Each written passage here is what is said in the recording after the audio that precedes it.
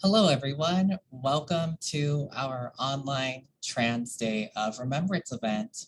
First off, Cabin Source, let's introduce ourselves. I'm JC.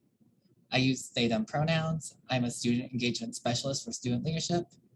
I consider myself non-binary Asian, wearing a nice silver dress shirt. All right, next person. Hi, I'm Stefania. I'm from the College Activities Board. I'm also a student at Seattle Central. My pronouns are she and her. I'm wearing a purple hoodie, long hair, and glasses.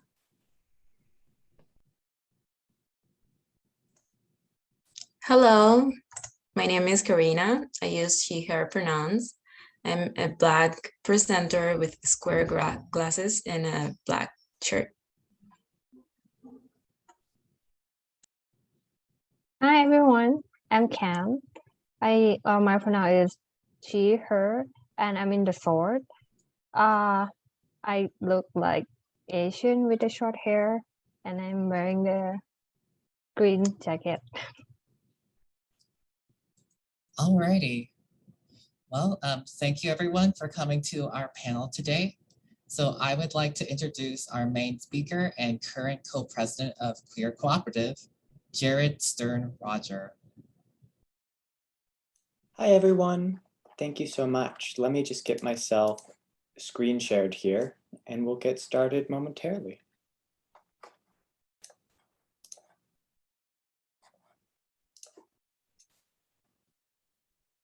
Alrighty, looks like we can see. So today I'm going to be doing a quick presentation, a basic transgender 101 on what is transgender, what does it mean to be transgender, what is the history of being transgender, and what are just some issues that transgender people are tackling today. So as JC said, my name is Jared. I use he, they pronouns. I'm a queer Jewish Seattle Promise student and the current co-president alongside Juliet, who is also here, of Seattle Central College's Queer Trans Cooperative. I am not transgender, but my older brother is, and I've spent many years working with and fighting for the rights of LGBTQ plus K through 12 students, especially including transgender and gender nonconforming individuals.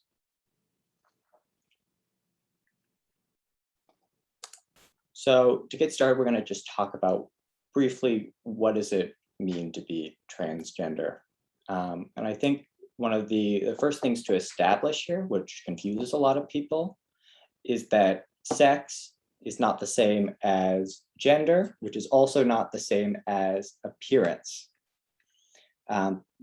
The latter, gender, is not the same as appearance, maybe something that you're familiar with if you're into feminism.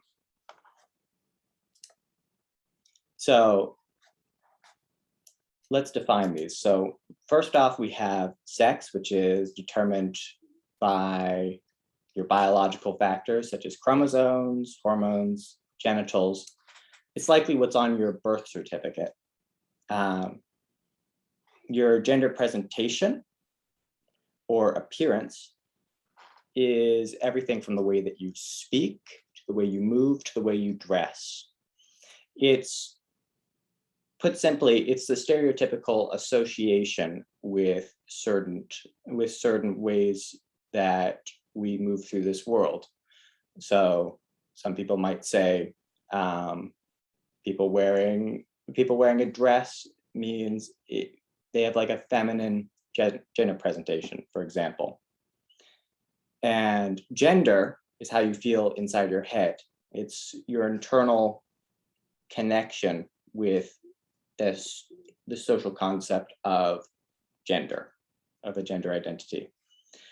I also am realizing I did not describe myself earlier. So I am a white male wearing square glasses. I have long curly hair that's a little bit wet right now. I am wearing a white dress shirt with a blue grid on it and a nice blue cardigan. Moving on. So when we think about transgender, transgender itself is an umbrella term which refers to any individual whose gender identity does not match their sex. Your gender presentation does not have anything to do with this individual identity. What do I mean by an umbrella term? Underneath transgender is everything from transgender males to transgender females to non-binary individuals to people who identify as two-spirit, agender, all sorts of labels. On the right, you will see a representation of how some people conceptualized the gender spectrum, where at the bottom you have your sex, which is dependent from your gender. So you have, people will say, if they're towards the top left, they're more male, more masculine, is their gender identity. Towards the bottom right, feeling more feminine. Towards the bottom left, feeling like gender has less of an influence on your identity. And towards the top right, people, maybe people who feel connections to multiple genders.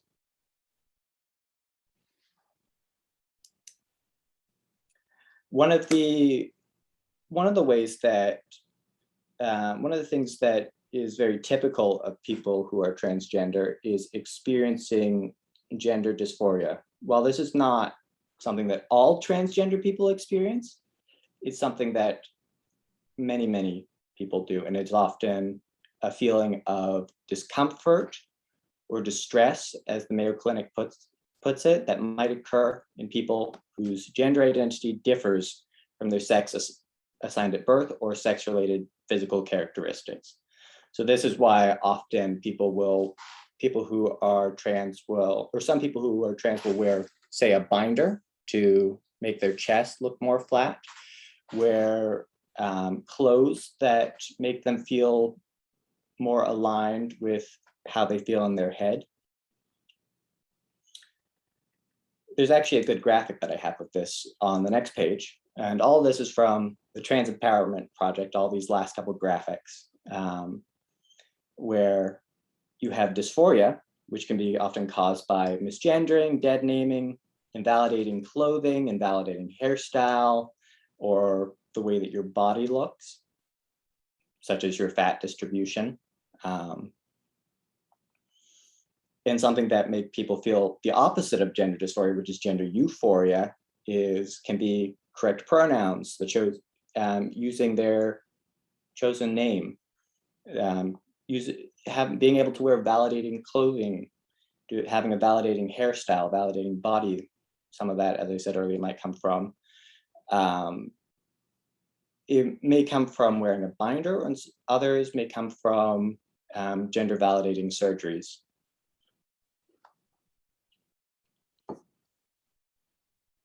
And if I didn't say it earlier, if you have any questions, there will be an opportunity for that later. And I'll be more than happy to answer anything at all, because I don't get to everything here.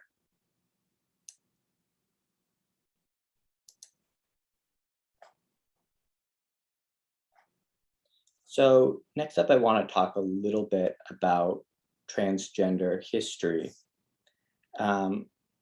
which is often, I think, one of the most important because it contributes to one of the most important social debates that is going on right now, especially in American society. So currently, a lot of people are talking about how being transgender is a modern invention, not something that ever happened before, say, the 20th century. And there was a joke going around a while back about someone telling an anthropologist that there are only two genders, and these genders are determined by your genitals and are assigned at birth and cannot change. And the anthropologist just shakes their head and says, I can name you 15 societies off the top of my head where that was not the case. But jokes aside, societies across history have had the concept of gender variance at the very least, third genders especially, and for some, the concept of changing your gender or your gender changing throughout your life. So really, on the contrary, the concept of there being only two genders is historically quite strange, and that these two genders are assigned at, or have no interaction with each other, that they're very distinct mentally. And that concept is, as we'll get to earlier, was very much propagated through Western cultures, especially Christianity.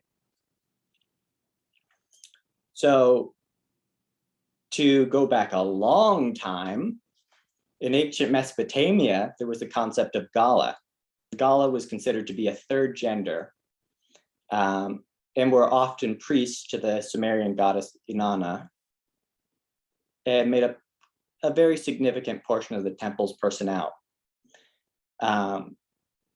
So this concept in Mesopotamia really goes back to 3000 before Common Era, or BC.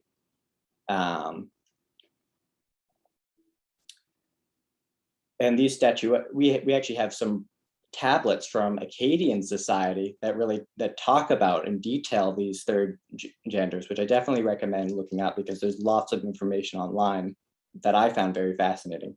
But you can see this is a artistic depiction of the Gala as a statuette, and it dates to around 2500 BCE. So well before I was born, to say the least. In Edo, Japan, more recently, there was the concept of wakashu.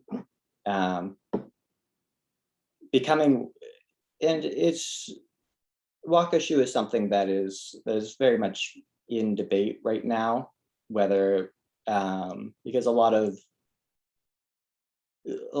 the gay community claims them and the transgender community claims them. So becoming wakashu, which was not considered male or female, was traditional for biological males between the ages of 7 and 17.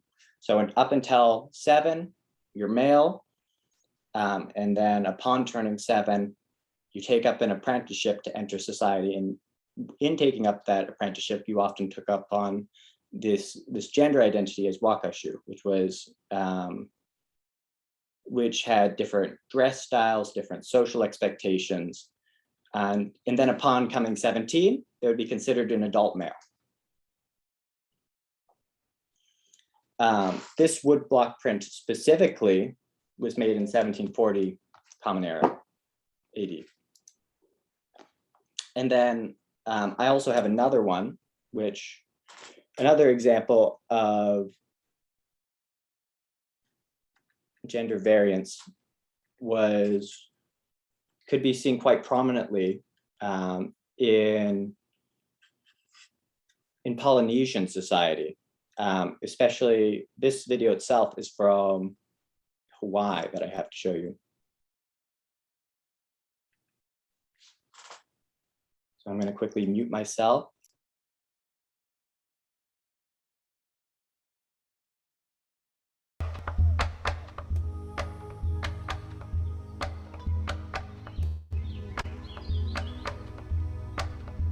Before the coming of foreigners to our islands, we Hawaiians lived in aloha, in harmony with the land and with one another.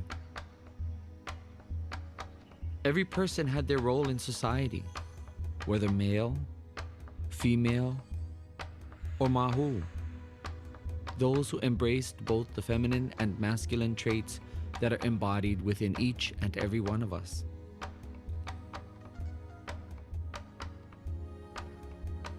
Mahu were valued and respected as caretakers, healers, and teachers of ancient traditions. We passed on sacred knowledge from one generation to the next through hula, chant, and other forms of wisdom.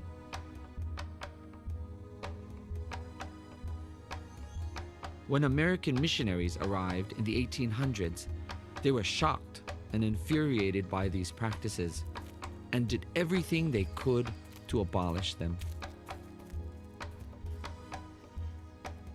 They condemned our hula and chant as immoral. They outlawed our language and they imposed their religious strictures across our lands.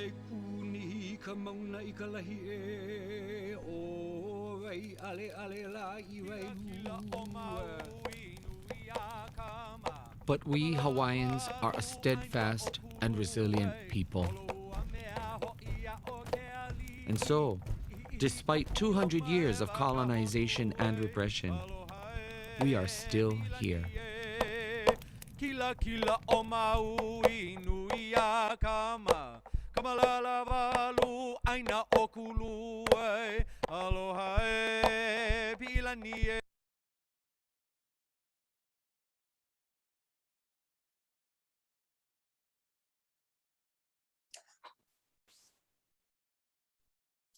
So much in the same way of the Mahu in Hawaii, much of the New World.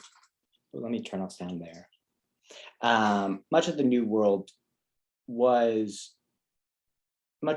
contained concepts of third gender, gender variance, gender nonconforming individuals. In fact, if you ever heard the term two-spirit, that is something that is very specific to Native Americans. I can't quite remember which culture specifically the term comes from, but many cultures had very similar concepts to two-spirit, and it's very common for people in indigenous backgrounds to take up the label of two-spirit. It's very much being reclaimed as we speak.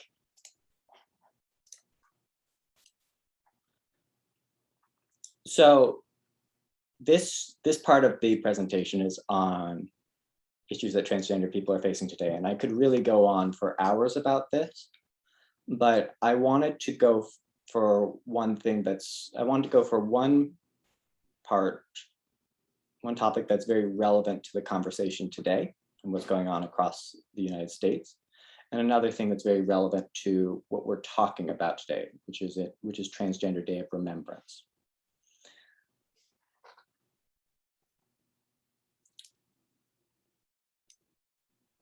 So to start, quite simply, transgender people today do not have equal rights.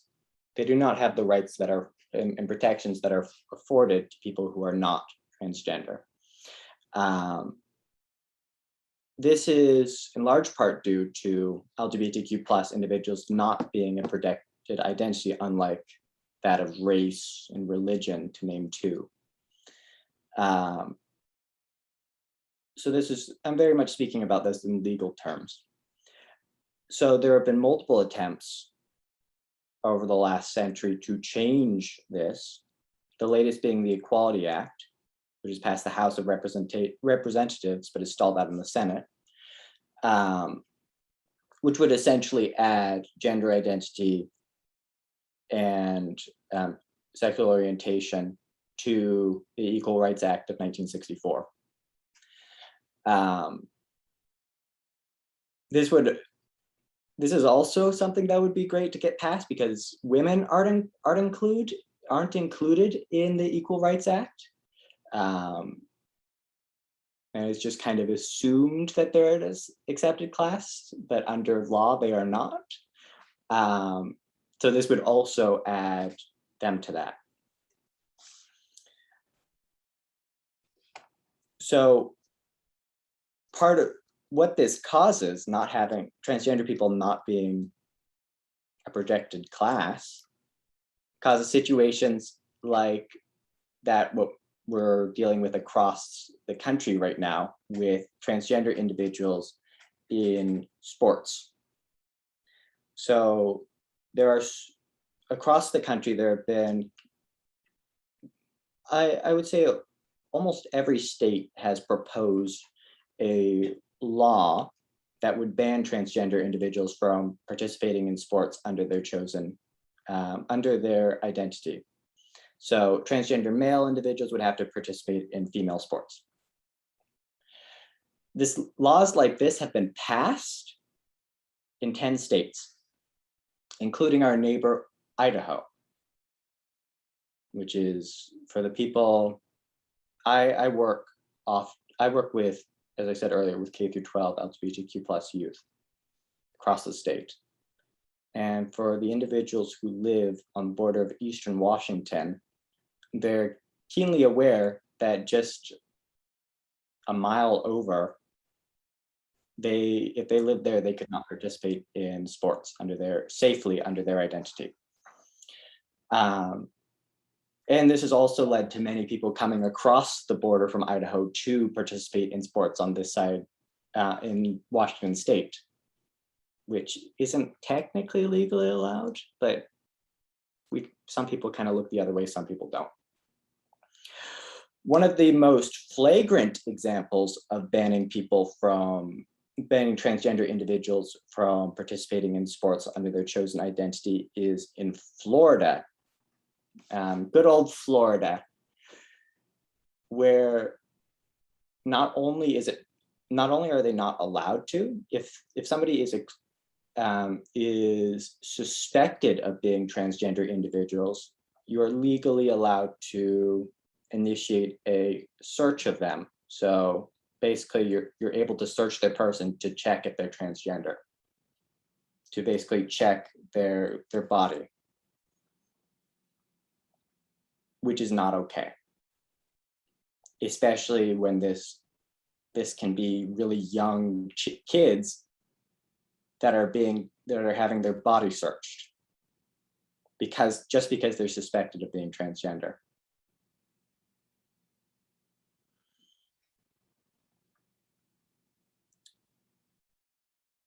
So when we talk about transgender individuals in sports, it's important to note that transgender individuals are not boogeymen.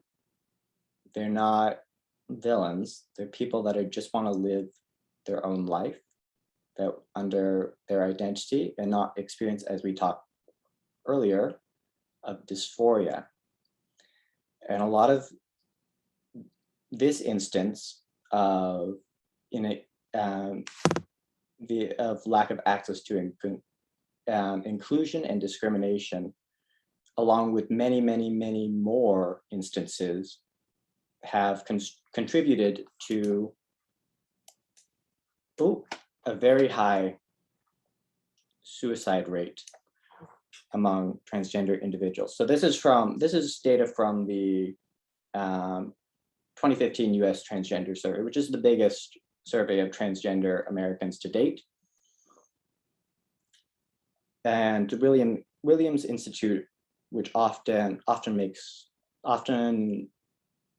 processes these kind of studies and puts them in a way that's easier for people to understand if they don't have a degree in statistics. So this is their page. And what they note of some takeaway statistics is that 98% of respondents of the survey had experienced 4 instances of discrimination and violence in the past year. Who had experienced 4 instances of discrimination and violence in the past year thought about suicide that year, and 51% of them attempted suicide. 13% of respondents who had been denied equal treatment because they are transgender reported suicide attempts in the past year. 6% of those who had not experienced those treatment reported past year attempts. So you can see, just as one example, that's just one example of how treatment from society really affects mental state, because people being transgender, it's important to note, doesn't make them suicidal. It's the way that other people around them react to them being transgender. It's the fear and constantly having to hide your identity and worry about passing and being denied rights and constantly feeling dysphoric because you're not allowed to access the resources that your peers can access. 11% of respondents who had been rejected from their families reported past year suicide attempts. 5% of those who had not experienced such rejection reported attempts in the past year. This one doesn't get into it, but when we talk about transgender individuals and their families, I think it's also very important to note the high percentage of homeless transgender individuals. And once again, this is not because transgender people don't like to live in houses. This is because in large part, many transgender youth that I've worked with over the last couple of years have been kicked out of their homes as soon as they come out as transgender. Or it's a lack of access to jobs, well-paying jobs that could earn you housing, especially in Seattle. Such societal systemic factors very much contribute to a very high proportion of the homeless population being LGBTQ and especially transgender. 30% of respondents who were physically attacked in a public place reported attempting suicide in the past year. And 7% who were not similarly attacked reported past year attempts. And lastly, 9% of respondents who wanted but did not receive gender affirming care reported past year suicide attempts. And 5% of those who wanted and received gender affirming care reported attempts in the past year.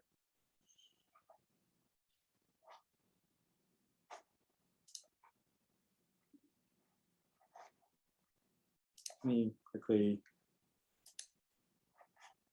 get back to where I was.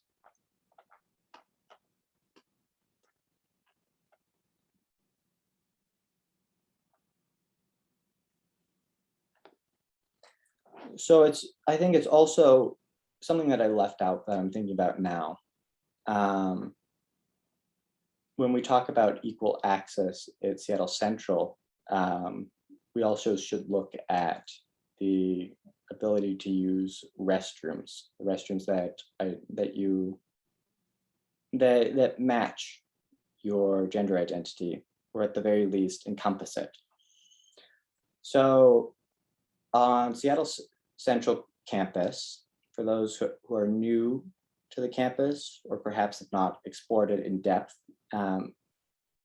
may not know that Seattle Central College has 2 gender neutral restrooms. We have one, and both of them are in the Broadway Edison building, rather.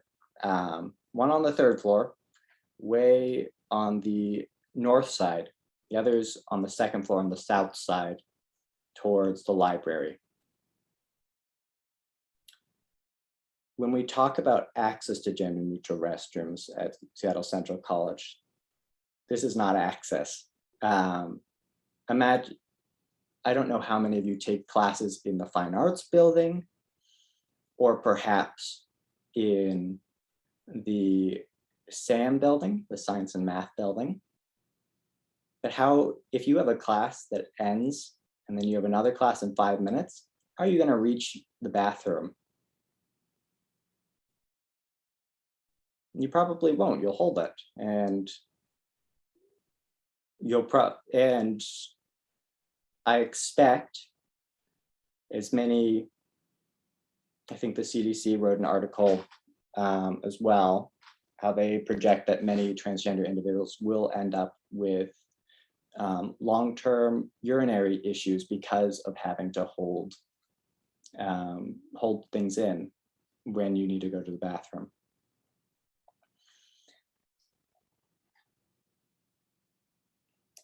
So, okay. So that's about what I have for you today. If you have any questions, I'm more than happy to answer them, because there's so much that I could talk about here that I just haven't, for lack of prep time, for lack of time here. So if you put it in the chat, I'll be more than happy to answer. Additionally, you can raise your hand and I will unmute you so you can audibly ask your question so we can hear it. Estefania also said that in Mexico, specifically in Oaxaca, let me see, the indigenous community has a third gender. I'm not sure necessarily how to pronounce that, but it's M-U-X-E. Oh, I can help you. Sorry, Joe, I can help you out pronouncing that. It's Muxe. Muxe, which I've heard about. There's actually Great Big Story did something on Mexico's third gender. I'm not sure if it's necessarily the same one. So Cassandra asked, how can we be more supportive of trans staff and students? Great question. You're like a plant in the audience, Cassandra. There are so many ways.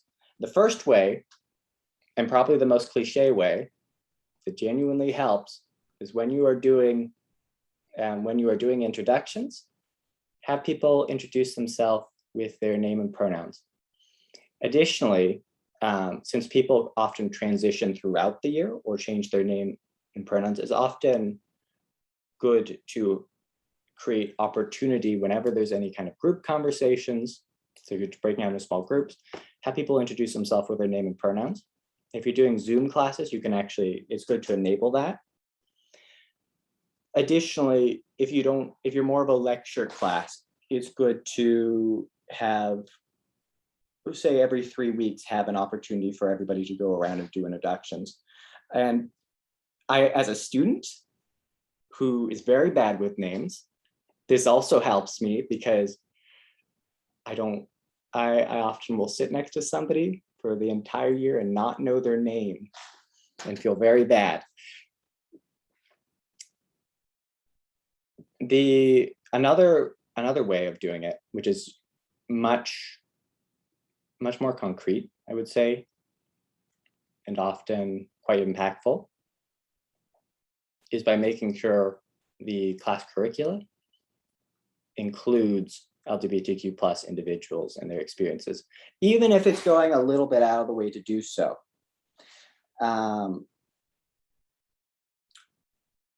So,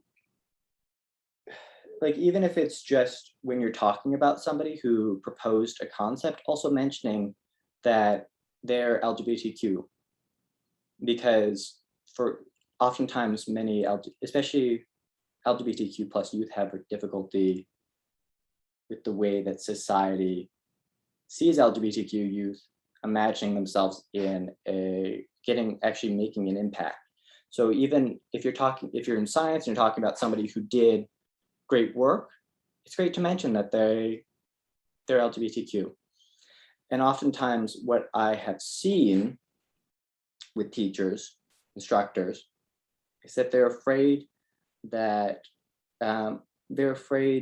just mentioning LGBTQ people in one lesson out of the year is not enough. It's just relegating them to one lesson, which is true. That's not great, but it shouldn't be used as an excuse to not do anything, because the alternative is not seeing LGBTQ plus at all. And so many students would rather 1 day a year sing themselves rather than 0 days. There are so many good guides online. I can also refer you to them if you're interested in more. And I will put my contact information once I'm done speaking in the chat. Another question is, what do you wish the society knew about transgender people?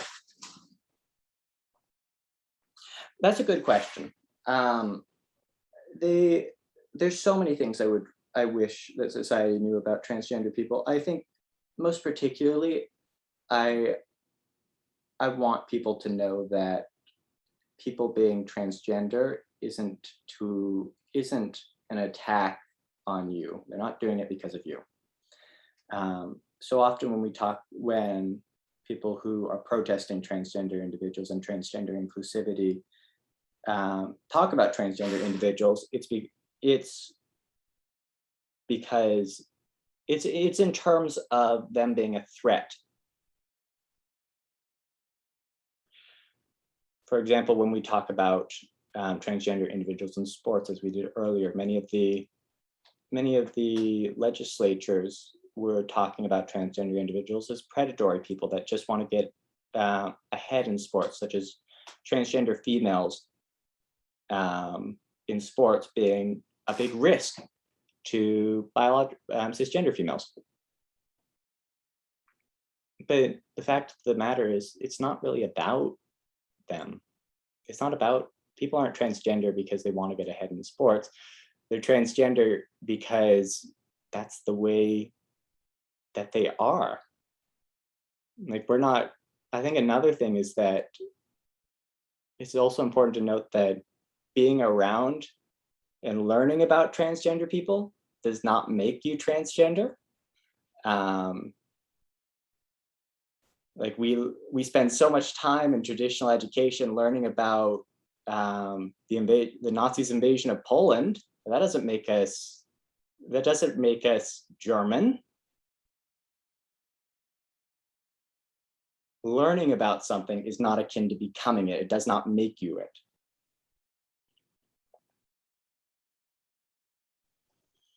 Are there any more questions? Yes, Chris says, it depends on society, like people's political views, but I wish society understood we are more likely to be victims of crimes than to perpetrate them. Precisely. If you look at, oftentimes sexual assault is brought up in regards to transgender people because they're seen very often as predatory people. But in reality, transgender people face sexual assault so much more often than transgender people perpetrate them. Like, we're talking 100 to 1 in instances.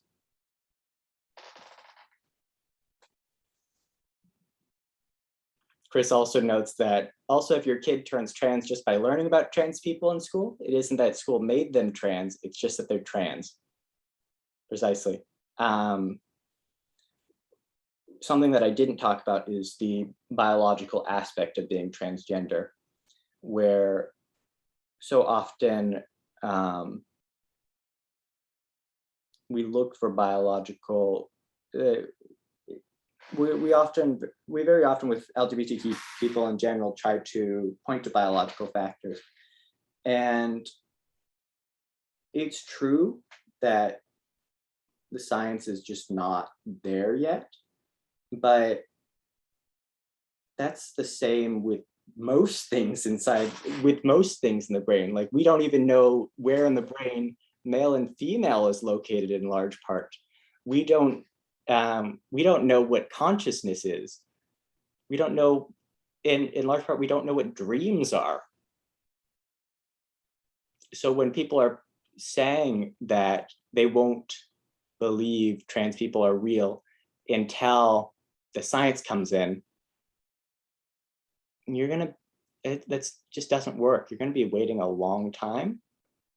And it's hypocritical if you believe in so many of these things that are concepts that so many people experience, that the science is not there for yet.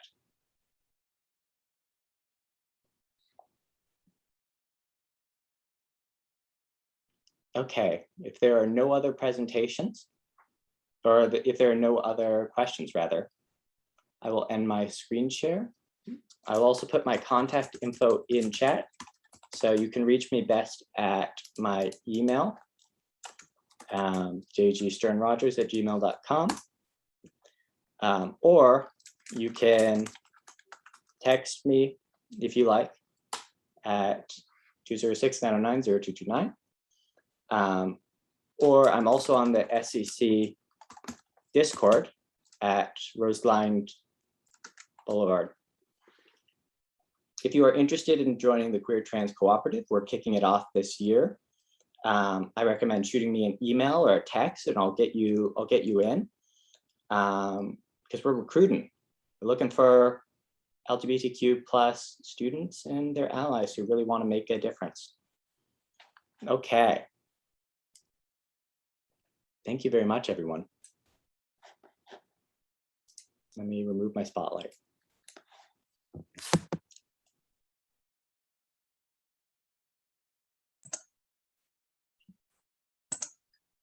Thank you so much, Jared. Thank you so much for all the information and the knowledge you have shared with us.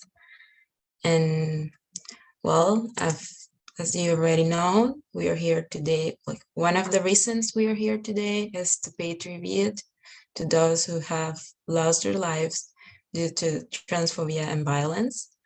We need to remember that it's important that we continue to seek for justice for the transgender and non-binary communities.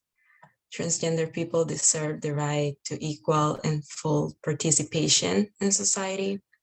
So now we are going to read the names of those who have lost their lives due to violence and transphobia during the current year in the United States. Tiana Alexander, Samuel Edmund Damian Valentin, Muffin Banks, Dominic Jackson. 50 Bands, Alexis Braxton, China Carrillo, JJ Bright. Jasmine Kennedy, Jenna Franks, Diamond Carey Sanders, Rihanna Pardo, Jaida Peterson, Dominic Lucius, Remy Fennell, Tyra Banks. Natalia Smoot, Iris Santos, Tiffany Thomas, Kerry Washington. Yahira Dalto, Wishbury Wine Beer Spirit, Sophie Vasquez, Danny Hansen. Serenity Hollis, Ollie Taylor, Thomas Hardin, Paul Black. EJ Boken, Eileen Evans, Taya Ashton, Shai Vanderpump. Kara Marie Lewis, Coco Chanel Wortham, Pooh Johnson, Desaya Munai.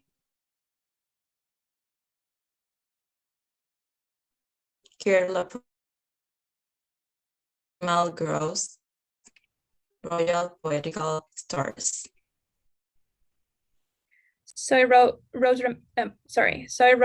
Martinez, Joe Aker, Jesse Hart, Ricky Otmuro. Marquisha Lawrence, Jenny De Leon. And If it's important, anyone- sorry, and it's important to remember that this is just the ones that are known. There are so many that are not known or reported, and it's just the United States. We don't know how many are around the world.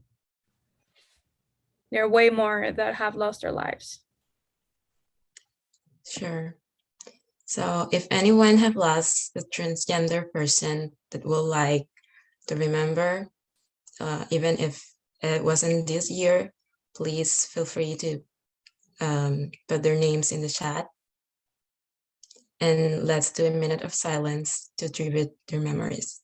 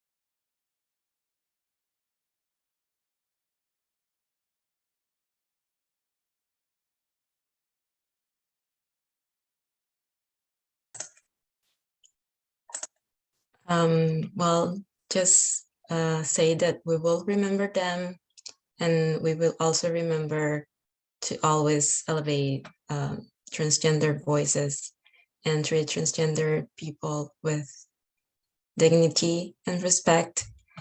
Thanks for coming to our online event, and here are some resources in the chat that can be if you're interested.